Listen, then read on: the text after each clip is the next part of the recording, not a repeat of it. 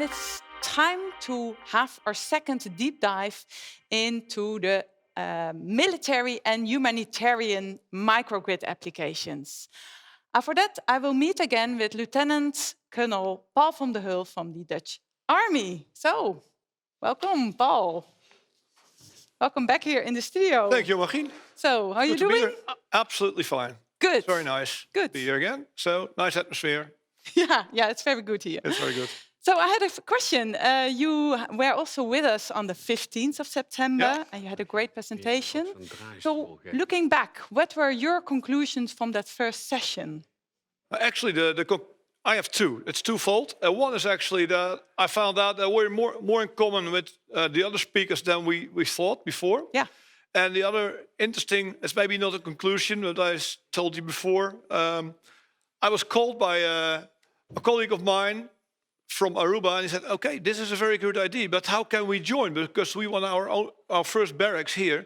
We want to have it with sustainable energy, also with microgrids. Can you help? So I actually was also surprised. It's not really a conclusion, but the networking is starting to work. It's working. Actually, and that was a goal to reach. And that's absolutely a goal, and I think that's pretty good. And it's also easy because it's my own organization. Yeah.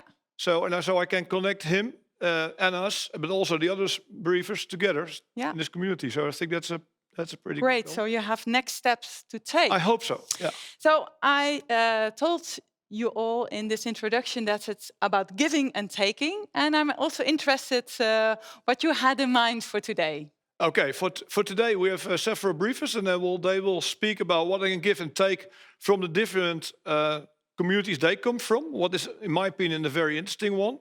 And for us, actually, this barracks in Aruba, what I spoke about already, that's for me, it's the interesting part, because we can give and we can take from there, because you can bring in new technology, but then you can take the data, and it's totally different than what we're going to do in Ede, for example. So it's with a different atmosphere, different climate. Yeah. So I think that's actually a pretty good opportunity to look after.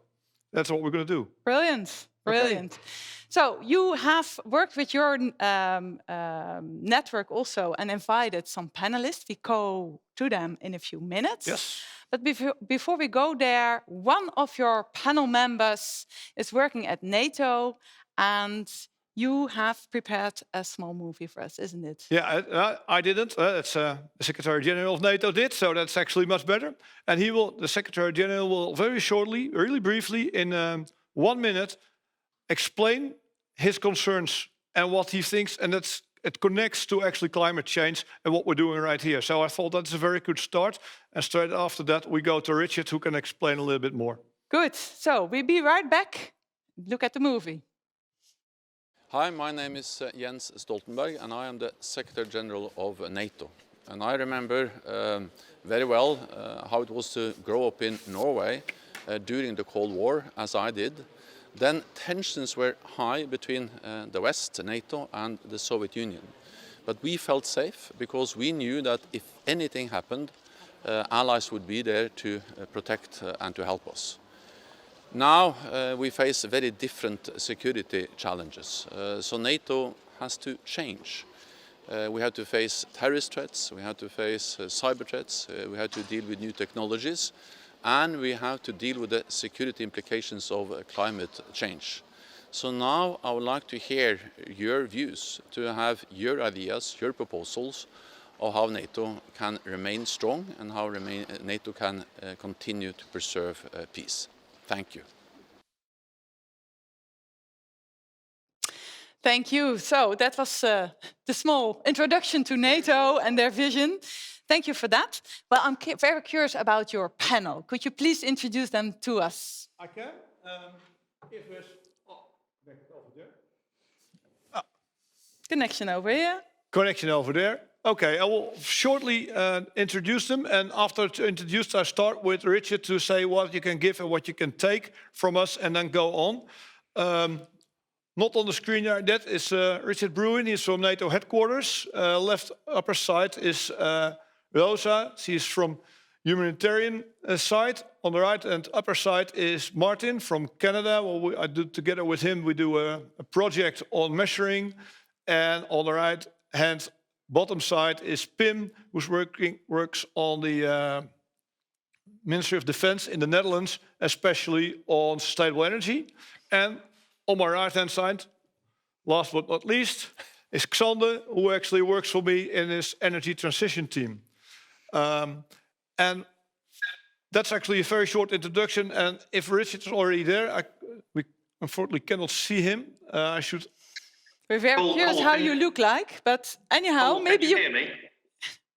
Yes. This sounds like a Brit, so I think you're there. Paul, can you hear me? Yes, we can hear you, Richard. Yeah, for some reason, the camera doesn't seem to be working. It seems to be blocked on the connection, which I don't understand quite why, but I guess at least you can hear me, so I can talk at least. Absolutely. So if you can elaborate a bit on the small video we saw and what from NATO perspective we can give and take from this microgrid community, that should be great. If you do it a little bit short and briefly, I go to Roza, to Martin, and then we getting this discussion we had before. So I think that's very interesting also for the community who's listening at the moment. So go on, Richard. Absolutely. Well, good afternoon, everybody. Thank you very much for inviting NATO headquarters to join the panel. My name is Richard Brewin, and I work in NATO headquarters, where I am a program manager for energy and environmental security.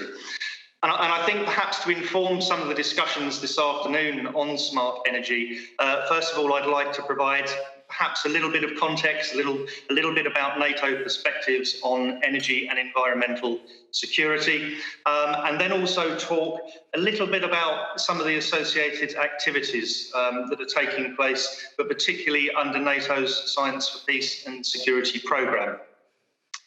So first of all, on context with regards to the environment, we divide this up into two discrete areas, really. And that's environmental protection, so essentially protecting the physical and natural environment from what the military does, and then environmental security. So that's addressing the security challenges that emanate from the physical and natural environment. So that is the military's operating environment.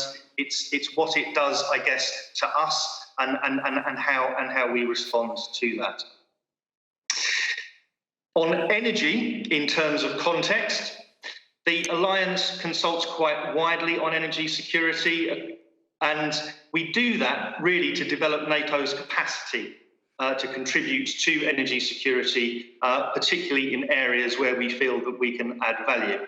And in terms of areas, there are three, and that's enhancing strategic awareness, and we do that through various workshops and training courses, but also holding seminars with the North Atlantic Council itself on energy. We also develop competence in protection of critical energy infrastructure, and we are working significantly towards improving the energy supply of the military. We've just heard a little bit from the Secretary General about NATO 2030, and obviously this is about how does the Alliance need to change with all of the emerging issues that we see going on across the world. And there are three reasons for this. One is we want to be stronger militarily. This is all about collective defence, which is what NATO stands for. It's also about being stronger politically.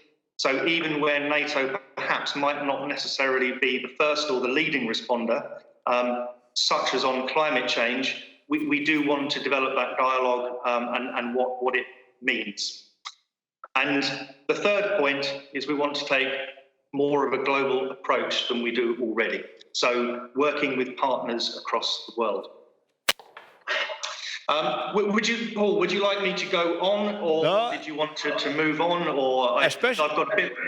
I like to go on to Roza, because I think this, especially after this third point, saying this global approach, I think that fits pretty good to Roza, who's looking in from the humanitarian side to this microgrid community and sustainable camps, we call it sustainable base camps. And it's very interesting to see how it fits or not fits within this NATO side of it, if you don't mind. So I'd like to go back to Roza, and then to Martin, and then to Pim. So then we have a little bit of a flavor of what's going on in the world. So Roza, please go on. Yes, so good to meet you all. My work focuses actually also on energy, of course, but really also from a perspective of how can we take the energy topic as a tool, almost an avenue to support innovation in the humanitarian system. So I work with humanitarian organizations to catalyze innovation and change, and I do so on behalf of an organization called the Dutch Coalition for Humanitarian Innovation. And I recognize, of course, some of the things that Richard just shared, right? There are these changes in the world, and what does it mean in terms of the response of your own organization? They are there environmentally, they are there when it comes to climate change. But quite honestly, it was only maybe since 2 or 3 years that very slowly we start to see that also the humanitarian community becomes aware that access to modern energy is a topic that should be taken seriously and should be prioritized more within their organizations. So what we saw from our innovation side of things was that there are so many relevant technological innovations out there already, and microgrids are just one of many examples, frankly, but that the ownership within humanitarian organizations to actually take this topic to heart and to care for humanitarian energy was still very little. So that's really part of the work that I'm doing, because we're seeing the crossovers, frankly. When I'm hearing the story from Richard, yes, there is a need to collaborate. There is a need to have this dialogue. But what we realize also, and sometimes it's, it can be frustrating, but at the same time, there's still really a possibility to also get the humanitarian sector on board on this topic, because that means that there are such interesting possibilities to, for example, collaborate with the kind of initiatives that are developing here as well, and even in this very panel. So that's really my work. It's working with the humanitarian organizations through an acceleration program where we're really trying to get them to a point that they are ready to formulate ambitions. What do you want to realize in terms of climate and energy? And once those ambitions, but also the other side of the coin, like the kind of problems and the kind of challenges that they are willing to take ownership over, once they are more clearly formulated, to reach out to parties such as all of you and say, okay, this is a topic that we're really seeing as a humanitarian need. This is a picture from Sudan, for example, where this lack of energy is huge. Help us. Let's work together to find those business models, to find those innovative ways of working to really deal with those challenges. So I'm really happy to see that these discussions are indeed taking place in all these other sectors, and to be here today as well to see, okay, how can those links be created? Thank you very much for this small insight. I'd like to go on to Martin, and I think that's also pretty good, because it goes from a pretty austere and hot climate to a picture with a also austere but very cold climate on the background for Martin, and that's one of the things we discussed before in our project. So, Martin, please go on. What do you want to get, and what can you bring to us on this microgrids issue? Yes, thank you, Paul. Yes, I'm Martin Kegel from Natural Resources Canada. I'm a project lead, and we're a government department, and we kind of support our Ministry of Defense, or our Department of Defense, with a lot of our power and energy challenges that we have. So as you can see in the background from me, it's Canada is a fairly large country and fairly diverse in terms of the climates that we have. So this is from the high Arctic, and those are kind of the challenges that we have to face in terms of finding solutions for the technologies that we want to bring in to make the safety of the lives better for our soldiers, as well as the linkage towards the other 300 or so remote communities that we have in across Canada. So a lot of times the work that we've been doing is to support our defense, but at the same time, technologies that we demonstrate can also be utilized towards other communities or other solutions for the civilian side. So Paul, as you mentioned, we're working together. Over the past several years now, we've kind of developed solutions for our military. And one of the drivers that's always come up is there's not so much data, and we need to kind of have a better understanding on what the power and energy requirements are for our defense or for the remote communities. So kind of developing a solution to better measure, better answer the questions in terms of what technologies or what are we trying to solve? What challenge are we trying to solve? Can we put in diesel generator with batteries, or do we have to go further to meet our targets or so, something like that? So Those are a lot of the projects that we've been working on. And with that, we noticed some common challenges across the NATO countries. And as Richard mentioned before, the NATO Science for Peace and Security project, we have one on camp energy efficiency, which is really dedicated towards better metering and harmonizing our efforts in terms of getting that understanding, developing that baseline energy consumption, and being able to work together towards finding solutions. Didn't share the results from the high Arctic that we see here, or then discussing with Roza in Sudan in terms of what solutions she'd come up with the same harmonized data set to come with similar conclusions. Thank you very much, Martin.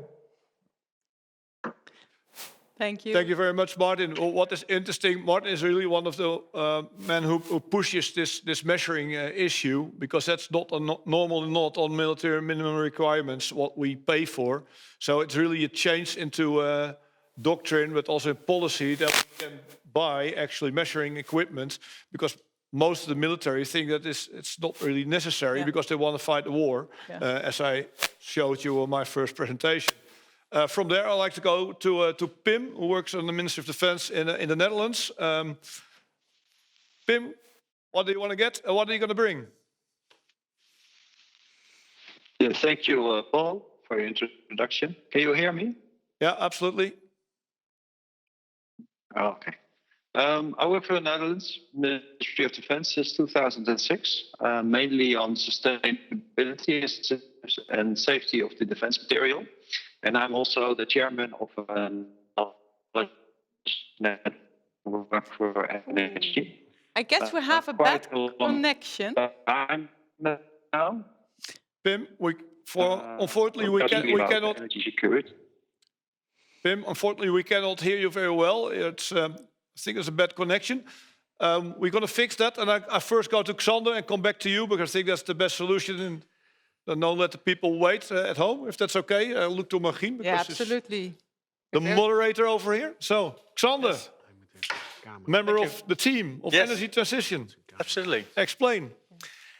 Well, just a short introduction is that I'm a member of the Energy Transition team of Land Army Warfare in the Netherlands. And I think this is a very interesting community also, because it's getting quite normal that we're looking from a Ministry of Defense or Army side together with civilian partners, companies, to look at these kind of developments. And as I think it's already been said already, that in this globalization, in this modern world, it's a necessity to do this. And one of the things I would like to bring to the table, and that we can offer also, is that you mentioned in Ada, we're building this Field Lab Smart Base, in which we create an opportunity to develop and to test these microgrid opportunities within a fairly normal context, without being in these conditions that we see over here, or even the military conditions that are there. There are a necessity to get opportunities inside for this energy transition we're looking for. But on the other side also is to get our troops, our colleagues, also in international colleagues, aware of what this means within their job to do. And I think if we are able to do things and experience these kind of developments, this will help us in general altogether to go for this energy transition. And what I'd like to receive, hopefully, is get into these cooperation and commitments to do things together, instead of leaving this table and everybody goes their way again. So, looking forward. Food for discussion. Yes. Let's try again with Pim. No, he's still on the phone. Paul, let's start some discussion. Yeah, what of course interesting. We heard what we're all going to get, and what I'm most interesting, of course, who is let's say the stranger is not in NATO or military. It's actually Roza. What I'm really interested. How do you want to get into this maybe strange military organization, the WISE, where I'm from? Do you want to also work together with us? Is that possible? Should you like to work together with Xander, for example, on AIDA? Say, hey, what's in it for us? Can we share data? Can we share knowledge? Because you have much more knowledge about all kinds of countries in the world that we have, and we are just for a short time over there. Is there a possibility? And then I'd like to go on to Martin, how we can get that done by measuring the right stuff, because that's the other important thing. If you measure, you have to do it well, otherwise it doesn't work. So is it okay for you, Roza? Yeah, it's a lot of questions, but let me try. Yeah, sorry. No, don't worry. I think really what you're asking is how do you make that collaboration happen, right? Like, do you truly want this, and then how do you make it happen? And from as a Dutch coalition, we are the Netherlands Ministry of Defense is formally a part of our board. Actually, because quite early on, also Martin Wijnen, for example, he really recognized that actually the challenges of the defense community when it comes to innovation are not that different from the ones that the humanitarian community is facing. So they both are working in very extreme circumstances. Often, both are very action-oriented, want to solve problems today. But both of them are possibly not always the best partners to be, for example, innovating and developing solutions themselves, but rather have to learn how do we approach this outside world, outside of our own sector, to get the innovation to come to us. So to get this outside-in perspective.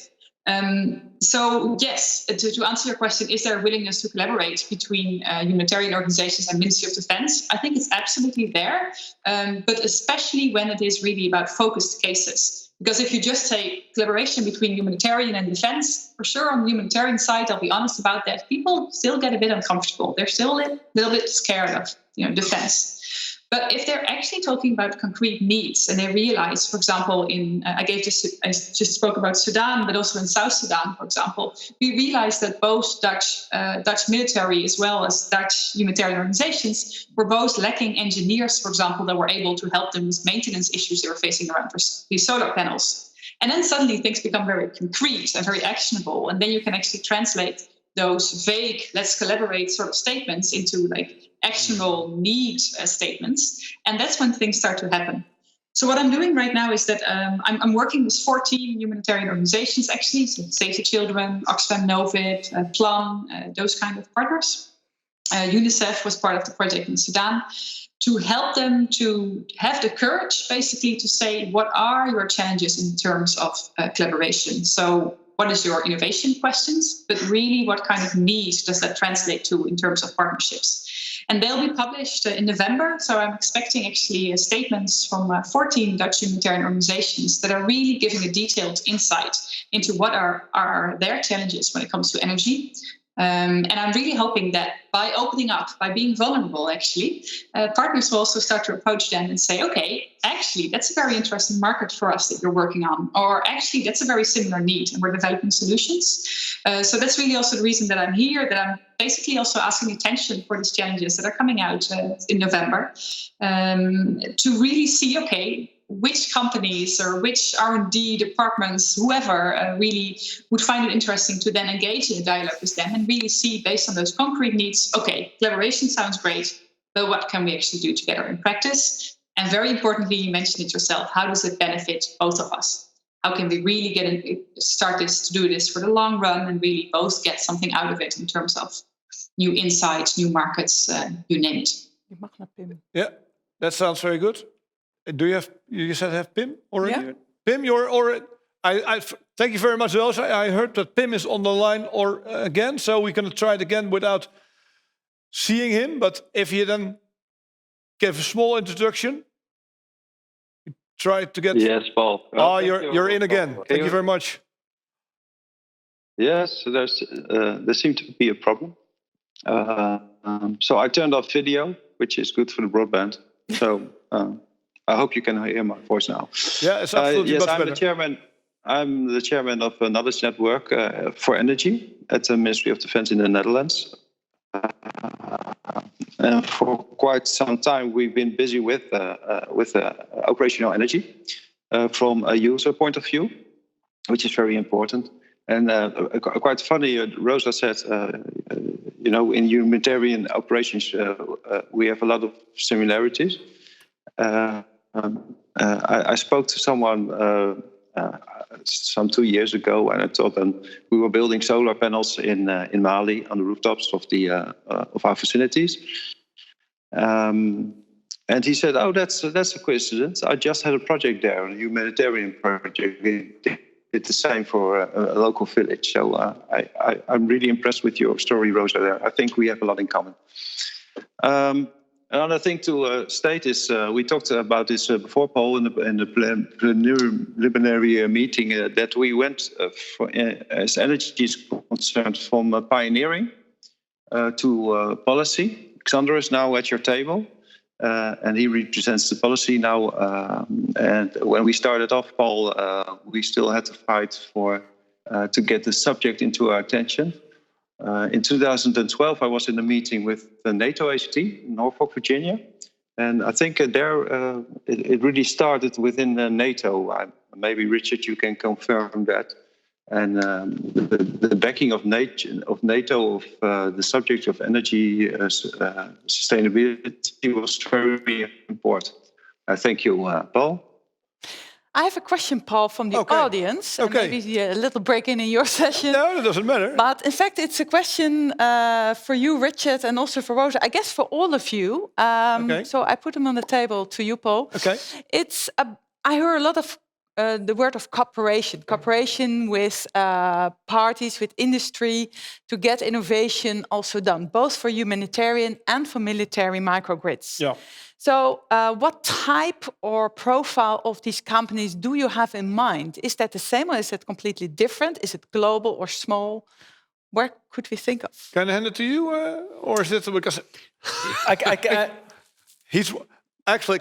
Xander is together with a small team working on that, and then I like to go also to the others because it can be different from NATO perspective than from a Canadian perspective than from a humanitarian. So, but I like to start with Xander, if you can answer.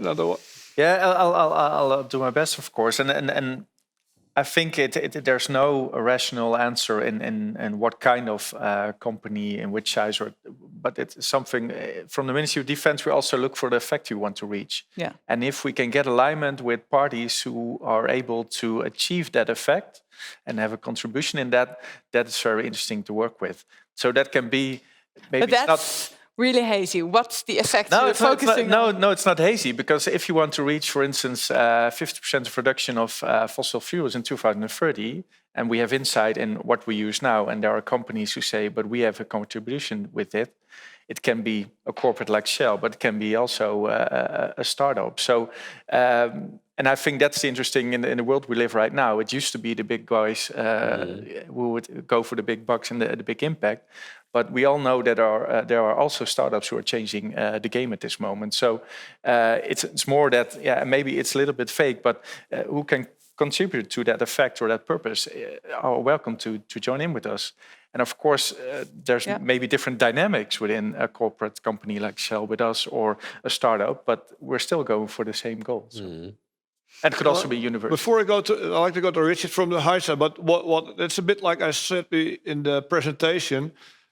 The first thing you have to do is you have to make your concept of your camp or your compound should be there. And then it should fit into what you're going to reach as a goal for the compound, and then it has to fit in the vicinity of the compound. So it's the effect together with what Xander says. So it's not the silver bullet. It's not a one-stop shop. It's also always a mixture, and what works in one environment is not necessarily working in another environment. What we found out in Mali, where actually lots of our solar panels didn't work because it was too warm. Really too warm. Lots of sun, but no power. So we're looking really into totally different kinds of companies, but also into universities. But for example, also, and that's why Roza is here, they're getting people from humanitarian side in, because they have a little bit of different needs and different look at things where we can learn from. And I like to go to Richard because he looks from really from above to this issue, where we all more or less on the bottom of the side. So that's why it's interesting that I have Richard over here. Is it okay with you, Richard? Richard is on mute. Absolutely right. I've just taken myself off of mute, so hopefully you can all hear me. Very interesting discussion that's going on, and what I'd like to do is first of all to touch on the NATO Science for Peace and Security programme, and essentially we've got two science and technology programmes. So we've got the core NATO Science and Technology programme, which is very much about military capability. The difference with the Science for Peace and Security programme is this is about bringing together NATO member nations along with NATO partner nations. So, for example, the project that Martin is leading, and obviously the Netherlands is involved, we've also got partner countries from Australia. So this is about developing a political dialogue, using science and technology as a means of doing that. The other element of it really is it's also about dual use. It's about dual civilian military technology coming together and learning from different sectors. So I think it plays in quite well into some of the discussions that we're having now. Interestingly, you touched on Mali, Paul. Whereabouts was that, out of interest? Yeah, you're over asking me because I don't know exactly. I know it was in Mali, but we had 3 camps, and I know for sure it was a 1-hour camps. We installed it, and it was just too warm, and we then installed different types. But then I'm going to technology, and then I have to go to the right, and maybe even deeper to the right, because I'm not into solar panels. So I have to ask. If you really want to know, I'm going to ask my team because they know, but I don't know. It was really just out of interest because when I was working for the European Defence Agency, we were involved in doing a pilot study in the EU training mission to Mali in a place called Kulikuru, which is just kind of north of Bamako, the capital.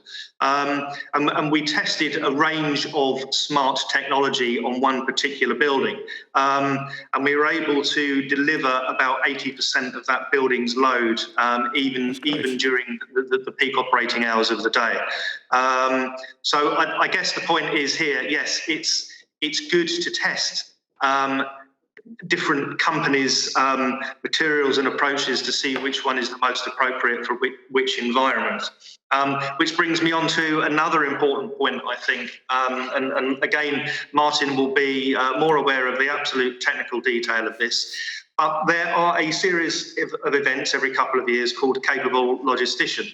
And a lot of this is about bringing different nations together to test interoperability and whether or not you can achieve it or not. So I think that's another very important point here is how can we bring all the various sectors together to do this on smart microgrids. I don't know if anybody wants to offer some particular views on that. I believe Martin was actually there doing the engineering stuff on the ground. Martin, do you have any reaction on that? Yes, yeah, no, I was definitely there. It was last year. It was held during the month of June. So our efforts there basically was part of the smart energy unit, and we had demonstrated several different microgrid technologies. And what we had done is brought in the actual metering side of things so that we could identify proper areas of where it would make sense, or do the assessments in terms of which system might be best suited for this area where we could get the highest impact on the energy savings. So it was about a 2-week exercise, and many nations are participating in that. And it was really to trial the interoperability. And there's obviously many different sectors or sections in there. And part of my involvement was within the smart energy side of things to trial different microgrid solutions and meter them as well, to really do the true energy efficiency calculation and see how much energy did we actually save, or how much can you actually save under this scenario. Okay, and this comes all from the first question from which kind of companies and partners do you want to go with in this community? So I like to go to that question because then I like to ask this question to Roza, because then, so do you have specific companies or universities or others who you want to accompany with, or is this really a broad one from very small to big companies? So how do you see it from the humanitarian side? Yes, thank you. So the organization that we work with, they are 14 organizations, so their needs are quite different, frankly. Like some are extremely specific, like I'm speaking to a partner right now that is setting up fisheries as income-generating activities in Somalia, and is looking for a more energy efficient way to set up their cooling systems, for example. So it's a very specific, but also very context related need, whereby others are much more at a point where they're asking themselves questions such as, how do we enable people within our own organization, as well as organizations that we partner with, to better understand energy? So how do we increase energy awareness? But it could also go towards, indeed, how do we make sure that we actually understand how much energy we're using right now and what kind of gains we could be making if we're actually working more efficiently. So their needs differ. But I do think one interesting theme that does come back a lot, and it was also mentioned a little bit by the previous speakers. I think Atem, he said also the challenge really, and also the speaker from Indonesia, I didn't catch his name, but he was saying where we are needing innovation is really also around business models. And certainly for the humanitarian sector, a huge transition that they're going through right now is that simply handing things out for free, like they've been doing for decades, is not really contributing to sustainable solutions, and actually might even work against development of local markets for example, sustainable energy solutions. So humanitarian organizations need to learn how to work together with companies that can help them develop business models that also allow the poorest of the poor to have access to energy solutions. But that's very new and very different to them, because they're so used to those handouts for free, and they have very much this emergency mindset whereby they now want to give something to people, but might not always consider what it actually means on the long term for market development if you keep handing things out for free. So looking for these kind of business models and ways of working that allow for also marginalized people, frankly, to purchase energy solutions, and this can be in various fair loan structures, like pay-as-you-go models. Metering plays a role there as well, that people really see how much energy do I actually use, and I pay for that energy instead of for the solar panel upfront. So those kind of models are really something that the humanitarian sector needs, but that they don't know yet. So that is definitely something where they're looking for collaboration partners that might have other ideas, or ideally already experience in other locations, maybe more from a development side, for example, countries that are quite a bit further developed already. How can we translate that even back to humanitarian and conflict settings? Those are questions that keep coming back also in terms of collaboration needs. Thank you very much for the very complete answer. I actually have a question to my panel, but that's on the military side. Is also, let's say, I cannot call it a business model, but let's call it a business model. Our model also hampering actually innovation on this issue. Let's say sustainable. I want a little bit broader than just microgrids, because I think it's a little bit broader than microgrids. Is it hampering us, or is it helping us? Because I'm not quite sure, to be honest. You mean the way that you're set up as an organization? Yeah, especially for the military side, because you explained very well how it's actually, you're struggling at the humanitarian side with your business model. But I like also to talk about, is this also in our military side? Because if we're struggling with it, then it's also very difficult for others to understand why we're struggling with it. Because especially obvious when the solution is over there. Anybody want to react on that? Or? Yeah, I can kick it off, because it's quite a complex thing, I think, from the military point of view, if you go on mission, and maybe Richard and Martin can add to that. But if you're going somewhere, a deployed camp, it's always different. Where on the world are we going to? But it's always set for, say, half a year. So the business proposal, to talk in those kind of words, when you're making the energy system or predict the microgrid you're going to put there, is based on that half year. But the world is always going differently. Are we going to stay longer, etc.? What's the relation, for instance, in the context we're coming from that part of the world, from a humanitarian side? So I think it's an enabler to create more steps in the microgrids and energy systems. But maybe Richard can respond if that's something from that global perspective of NATO, which also is... or Pim. Or Pim, maybe? From maybe first Pim. Can you react, please?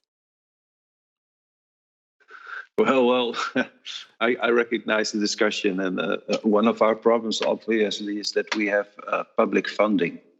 So every time we want to make a certain dedicated purchase, and they say like, oh, it's energy, it's not weapon systems. So if it's energy, we have to make a public call for certain for acquiring the systems, which is quite often difficult if you want to have a specialized system for a certain area, or like Roza said, you want to give it to local companies. So the fact that we spend public money together with what Xander said about formally we will go for maybe half a year into an area like Mali, but in practice it will be 3 or 4 years. That's difficult for us to make a good purchase along the lines of the rules that are there in the European Union. Thank you. Maybe also Richard. Yeah, maybe Richard, do you have anything on this? I think this is a very important part of the discussion, obviously. I think the structures are there. They certainly, from my experience when I worked in the UK MOD, this is something that MODs do all the time. We look at long-term purchasing strategies because of the length of time that military capabilities are in service. You know, you think about certain things, and from the point that the concept has been identified to the point where the capability is in service and it's terminated, you could be looking at 40, 50 years. So these are cycles that we deal with all the time. However, energy is a commodity, or at least it's managed as a commodity. The military has always got what it's asked for. And therefore, I'm a firm believer that we should explore whether energy should be managed as a military capability and not just a commodity. And in that way, it starts to get written into military doctrine. It starts getting written into operating procedures. And if I can now start throwing some interesting facts and figures in, which always starts to grab the general's attention. Energy prices fluctuate, as we know, but every single time 1 penny goes on the price of a litre of fuel in the UK, in the general commodity market, it puts £13 million on the MOD's annual fuel bill, which is, it's an eye-watering sum of money. 1 penny a litre increase equals an extra 13 million out of the budget. Now, when you start announcing these sorts of figures, people start to take note.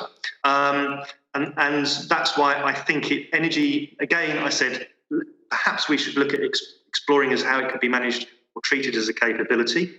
It needs to be written in, I think, or at least we need to explore things like minimum capability requirements.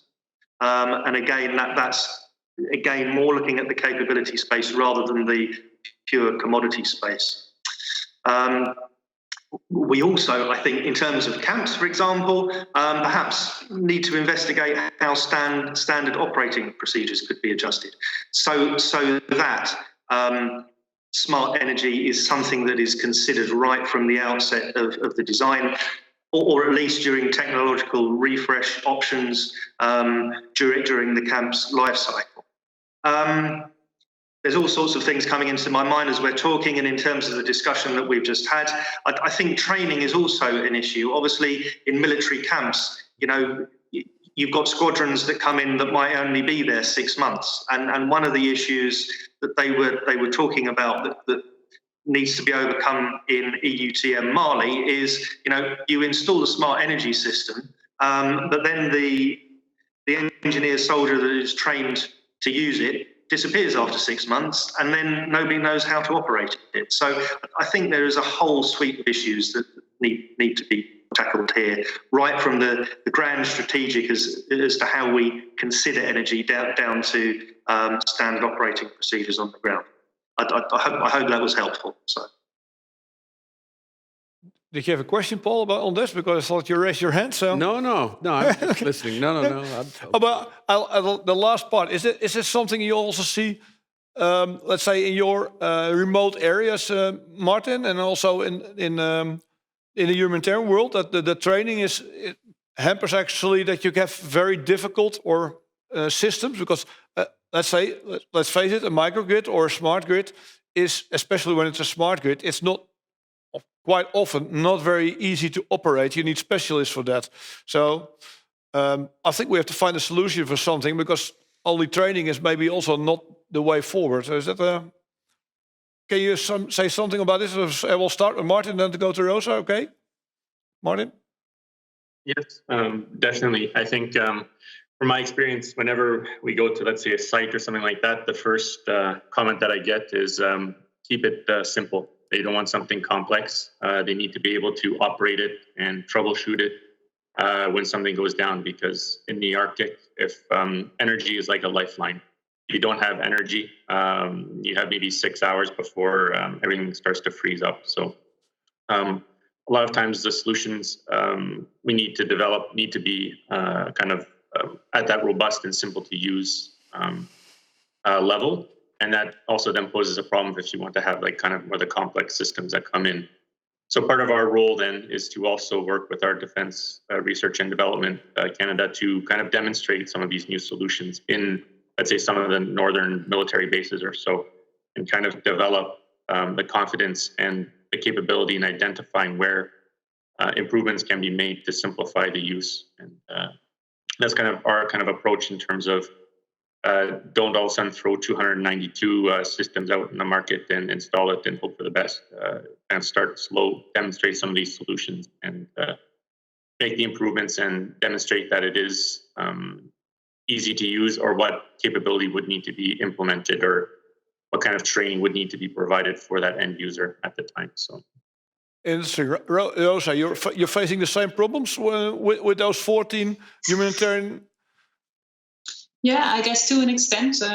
So for sure, what I recognize from what Martin is saying, and that's something that we also emphasize as well, is indeed to keep it simple, which does not always mean perhaps exactly the same thing, but in our case really means that we're advising humanitarian organizations to also really look at what is already out there on the market, perhaps not exactly the place where you're operating, but for example, in the capital city. So in Sudan, South Sudan, there might not be that many solutions readily available, but at the same time in Kampala, Nairobi. In Nairobi, you have this big supermarket chain called Nakumatt, and you can literally buy solar panels there at the counter. It might not be the best quality or the most innovative product which is out there, but it made it all the way to Nairobi, which means that there is already some kind of market, including the kind of engineers, the kind of trained, skilled people that you would need to install it, etc. So we try actually really to advise humanitarian organizations to look at the kind of solutions that are locally available, because then the chance that those skills are locally available is higher as well. And also what we try and do, and I recognize a little bit that from the discussion, Richard, from what you were saying, like if I phrase it correctly, let's not look at energy as a commodity, but as a capability, right? In a way, I think the humanitarian sector is going through the same process, where before they were thinking, okay, I need to provide access to modern energy. This means I have to buy solar panels and I have to install them, and I have to switch from generators to panels myself. And now they are starting to realize also that if they are able to articulate well what are their needs, that they can really put this out there as a proposition to the private sector. How can you provide energy as a service to us? So that you are then also automatically responsible for choosing that most state-of-the-art or most relevant equipment, making sure the skilled engineers are there, etc. Which isn't simple, because humanitarian organizations are facing the same problem that I'm hearing here as well, that funding cycles are very short. So it's not that easy to say, to convince the private sector partner to say, okay, we will be here for this many years, so it's really worth it for you to invest in setting up sustainable installations, for example. But still, you see that there is definitely development on that side, and that for us, we consider it to be a positive development, frankly, when humanitarian organizations realize that they don't need to get all the right technique and the right skills, etc., on board, but that it's really about identifying those kind of partners in the area where they're working and then building smart collaboration agreements with them. Yeah. I also receive a question which is following this. If energy would be more military capability, And I guess it counts as well for you, Roza. Would it become more easy for you guys to purchase it? Because now it can be a tough process if you want to supply a microgrid or want to supply maybe storage or solar. Would this imply a different purchasing process, more easy? Paul, maybe you as first. I think it's a difficult question because... Yeah, it's a question from the audience. Yeah, I understand. The point is it depends a bit on which purchasing process you have to rely. And if it's, especially when it's Europe, you come to all kinds of European rules, and it doesn't really matter if you purchase one, A or B. So it doesn't matter if I purchase diesel or energy or something, that is the same process. So I'm not quite sure if that makes it easier. What you could argue, it makes it easier when you ask for the effects, and I can give an answer, a little bit different answer. For example, Schiphol pays for the light to Philips. Yeah, but that's when it's a service, like energy as a service. That's a service. But the purchasing is not easier. But the thing is, then for the company, there's far more incentive to bring down for example, with light, to bring down the energy consumption of the lights, because it's for their own benefit. Because we purchase the light, and they pay for the energy. Yeah. So that makes then sense. But you're also handing over responsibility, yeah? Yeah, but that's done already. I know for the German company Mamal in Masai Sharif, it's already done. So actually, a private company is providing energy over there. It's not always better, by the way. So, and you can discuss if this is the right way, but I think it's also trying to do. And I think that's also a bit in conjunction to what is said, and that's actually also what I will ask to the energy transition team. Do we look into that, and do we also look into make it easy? So keep it super simple. Yeah. Simple, stupid, depends what you want. But that's because we can make it as smart as we want, but it must be operatable. You have to operate it for one. So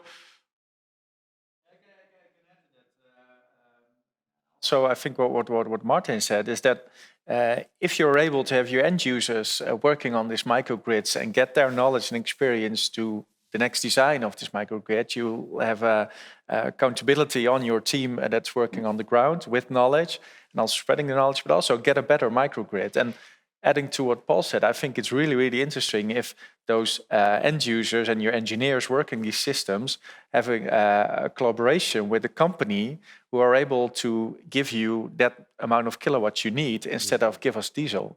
And that's a totally different dynamics. And then you, and I'm not saying, I hope to say it in the right word, is that you put the problem at the company, but they have the solutions much more available than we do.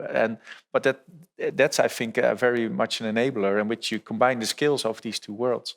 But the end user and the skills they have, and also not to forget the motivation to work in this, is very important to get these microgrids more applicable in the end use we do.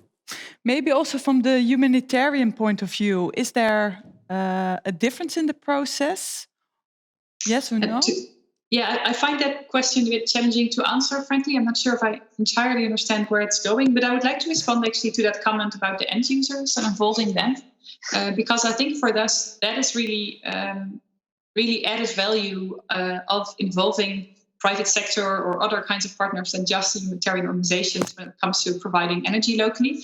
Because it's true that private sector and companies are much better at actually really understanding and making an effort to really getting what the end user really wants and what the end user finds attractive, actually. So what we see is that humanitarians, they tend to think about the kind of issues humanitarian issues that in these countries they are facing really as problems, right? And think about the needs and the fact that women have to work all day long to collect firewood, but they're not even safe if they go into the bushes because they might face sexual violence and all these. They're really very much oriented on humanitarian problems. But the interesting thing is that as soon as a company comes in, he'll be asking very different questions. He'll be looking at those same people as a potential market. And he will start to think about, okay, what would those people like? What would they find attractive? What would they want to spend their money on? But also is facing a very different kind of accountability. He's not facing the kind of accountability where, as a humanitarian organization, often you're worried if your original donor, a country like the Netherlands, will be pleased with your results. But he's hoping that people will continue to purchase his products. And that kind of dynamic really, what we see where the collaboration works is when you also see that humanitarian organizations start to look at their own group of what they tend to call beneficiaries, more as clients, and in a way that is empowering. And in a way that also starts to make humanitarian organizations realize a bit more, hey, it's not just us saving their lives or something. We're part of a system whereby other players in the market are just as key to providing sustainable solutions. So I think that end user perspective, and I'm not sure how that plays out for defense, frankly, because I'm not coming from that angle. But I know for humanitarian sector, really taking the end user seriously from the very beginning of your innovation processes is something that doesn't come as natural to them as perhaps to, for example, the private sector. Yeah. Thank you. We have not so many minutes left, but there is a request from the audience also to answer this question. The request is to you, Richard. Could you respond on this question? Do I need to repeat the question? Yeah, I think so. Yeah. It was about, is the purchasing of the energy more easy when energy becomes more a capability of the instead of a commodity? Would the process differ? I guess. You're there. Please. Yeah, sorry, I was on mute. Yeah, that is a very interesting question. We have only 1 minute, so it's a brief answer, please. I don't think the process would differ. I think it would make it easier to buy more sustainable energy technologies if it were managed more along the lines of a capability rather than a commodity. That's very complex. I'm very happy with that. So, Paul, this was a very nice discussion. You had a large panel and there was a lot of input. So your first conclusions of this session, what were your observations? My observation is actually that it's pretty good to have this whole team together, but also seen that we're all facing almost the same problems from a different angle. Yeah. So from Paul's angle as entrepreneur, as the humanitarian angle, as the military angle. So I think it's a very good idea to go on with this community, maybe make it a little bit broader than only microgrids, but that's because otherwise for us it's a little bit too small. But I think that's a good way to go forward, and especially to help each other with each other's strengths, because that's, in my opinion, the best. So it's not about the weaknesses, it's about strengths. Yeah. So if we can do that, that should be great. And I think we can make the world a little bit better. And I think there's a lot to learn also from the other segments in microgrids, since I heard many of you mentioned that the innovations from the industry and energy as a service are visions that could be embraced by military and humanitarian applications. So I think there's a lot to learn also outside this segment. We have to go outside. We cannot do it on our own. We're just consumers.